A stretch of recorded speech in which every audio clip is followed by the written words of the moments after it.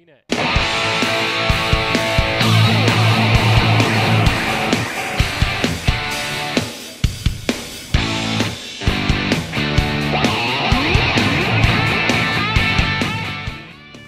again, fans, and welcome on into another edition of River Dogs Insider. I'm your host, Dan Atchison. On this first episode of the second half, we'll take you through the 9-game road trip to Greenville and Asheville, the 9-game homestand on which the River Dogs hosted the Rome Braves and Kannapolis Intimidators. We'll talk to General Manager Dave Eccles about the recent events in the Low Country which have rallied this community together. And finally, we'll touch on a couple of special events in and around the Joe. Stick around, all of that and more on this edition of River Dogs Insider.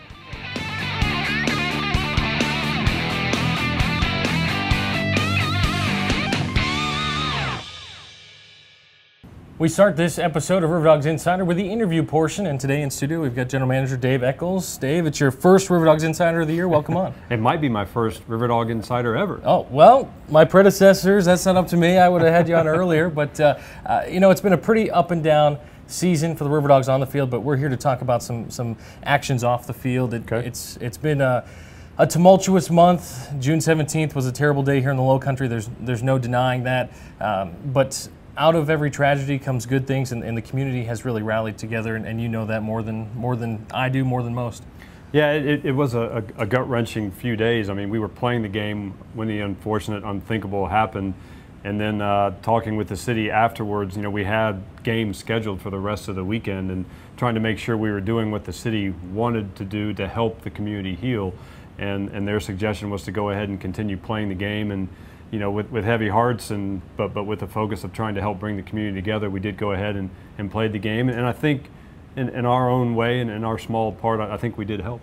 Yeah, we certainly did, and I would agree with that. And it was all in conjunction with the city, which was great. But that Thursday night, when we played, over 5,000 fans were here, and all of the proceeds went to the cause, right? That's right. We talked with ownership, we talked with the city, and of course, you know, Mike Veck, Fun is Good Blueprint. It's all about the community. Talking with his partners, you know, Bill Murray and Marvin Goldklang, just the first thing out of their mouths was, let's do something immediately. And so we decided what not easiest in the sense of no work, but we wanted to be able to do something quick. And so proceeds from tickets and concessions, able to get, you know, close to $25,000, $30,000 we were able to donate to the Reverend Pinckney Fund. It felt good to be able to, you know, physically do something. Certainly, and you got a special phone call the next day from minor league baseball too, is it right? Yes, Pat O'Connor and his staff were well aware of the situation. You know, one of their ball clubs going through just such a horrible situation that they wanted to contribute and show that they were thinking of the families and thinking of the Charleston community. So again, together with minor league baseball and our ownership and the River Dog fans, you know, in that $30,000 range is you know, it's not a lot, but it's something, and we were glad that it enabled us to feel like we were contributing to the healing process. Yeah, and another way that the River Dogs contributed was that nearly 20,000 people came to those following games at the Joe. Sports are great in the sense that they provide 4 hours of relief a night, say, if you will. And that weekend, the Joe was a safe haven for this community. It was representative of that. And for 4 hours a day, 5 hours a day, depending how long the fans stayed, they were able to come here and just kind of enjoy what was at hand. I would agree. And you know, the important thing, you know, when we're trying to be there for the community, to show you the importance that I think, you know, the River Dogs have in this community. You know, Mayor Riley took our call and said, we do feel it's important that the River Dogs continue. And we had a place where fans could catch their breath and feel a little bit normal while still feeling a sense of togetherness and feeling like they weren't forgetting, but at the same time trying to get a sense of normalcy. And from the moment of silences before each game to stopping the game in the middle of the game to have a prayer service, you know, in the 5,000 fans coming out each of those next few games, I think it really speaks to the volume of the Charleston community and the River Dogs' role in that community. So we're proud to be able to do that. You know, it's still a gut-wrenching thing to try to get your hands around how something like that could happen and happen in Charleston. But I think we were a place where fans could come out and in the right way, forget about it for just a little bit, Right. but still at the same time show their respect. And the River Dogs continue to show their respects with the black armband around That's all right. of their jerseys. It doesn't matter if it's the Friday Night Reds, it's the homes, it's the roads. I mean, that black ribbon is with this team, and it just provides the sense of remembrance for this community that they're not forgotten. And at the end of the season, those jerseys will be auctioned off for another cause. Correct? Right. The first opportunity we were able to help went to the Reverend Pickney Fund, which we're very excited after talking with the city where that could go and the effect that will have. This moving forward, this fund that the staff actually decided was the right thing to do, is contribute to the Chris Singleton Fund for the young player up at Charleston Southern and his siblings to be able to continue their education and their ambition. So we hope it'll contribute in that regard. A baseball player and close Right. to the family. Right. He has friends here that work on on our grounds crew, I think. So there was a personal connection there, and we wanted to try to help. That's just great, and again, that'll be at the end of the season, which an auction will take place for those jerseys. That's right. We're on the back nine of our season. We've got the jersey auction at the end of the season. Hard to believe already. Isn't it incredible? I mean, the time just flies. July 4th just happened, which was a great night at the ballpark, despite Mother Nature doing her best to dampen the spirits. But what are a couple of other things that River Dogs fans can look forward to? Well, there's always some surprises, but what we have on the books that I think fans are going to be really excited about, certainly the July 24th recognition celebration of Mayor Riley and all that he's meant to the baseball fans of the Low Country and to the Charleston community as a whole. We're going to have a lot of fun on that night, honoring and recognizing the mayor, his wife, and family, and everything that he's done to just help build the Charleston community and the baseball and the River Dogs. So that's something I think people will get a great kick out of.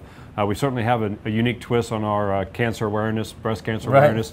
So there's a unique giveaway there coming up. So a little bit of River Dogs humor at the back end of the season that I think people will be ready for, and certainly can try to again decompress and relax and have some fun with us on that. But there's always going to be a few that pop up that we think will grab everybody's attention, but those jump to mind immediately. Certainly, and we'll look forward to those special surprises that do pop up. Dave, it's been a pleasure to have you on River Dogs Insider. Thanks so much. Sam. Coming up next, we'll dive into the playing side of the second half on this edition of River Dogs Insider.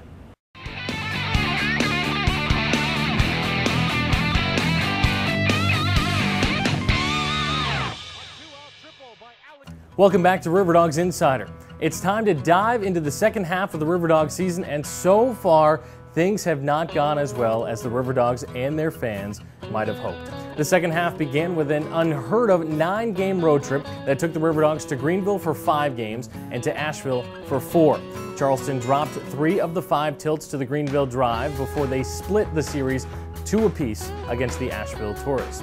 A couple of big bats and bright spots from the road trip were Alexander Palma, Ryan Lindemuth, and Bo Thompson. Palma and Lindemuth both torched the Drive and picked up their first home runs of the season. Palma's was a grand slam over the monster in left, and Lindemuth's was a solo shot over the monster in left as well, both as part of a 12-9 come-from-behind win on June 28th. Bo Thompson was undoubtedly the hero of the Asheville series as he went 4 for 8 with 4 runs batted in, 4 walks, and 3 doubles. They just could not retire him at the plate in Asheville. When the River Dogs returned home, it was a different story. The 9-game homestand began with the July 4th spectacular at the Joe, and although the River Dogs were defeated by the Braves 1-0 in a rain-shortened game, they were not defeated by Mother Nature and launched the biggest and best fireworks show in the Low Country. The rest of the homestand wrapped up with the remaining 3 games against the Rome Braves and a 5-game series against the Kannapolis Intimidators, the Chicago White Sox affiliate in the South Atlantic League. Following the homestand, Charleston embarks on a 7-game road trip which will take them to Rome and to Savannah for the final times this season. The River Dogs will say goodbye to historic Grayson Stadium in Savannah, and although they have started a little slow out of the gate here in the second half, they should pick it up and make a run for the final playoff berth in the Southern Division. It's time for another break here on River Dogs Insider, but when we come back, we'll take you around the Joe for a couple of special events at the ballpark. Don't go anywhere. More is next on the River Dogs Insider.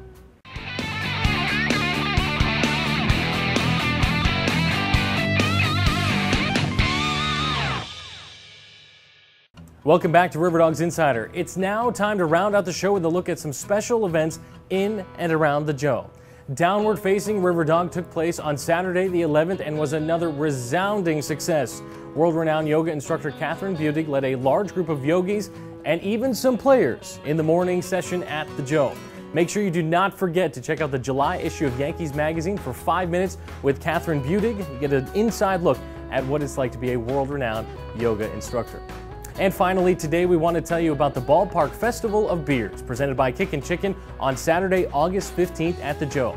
Fans can sample over 100 American, international, stouts, lagers, pilsners, and specialty brews. Come enjoy live music, food trucks, beer shakes, and more at the Rain or Shine event.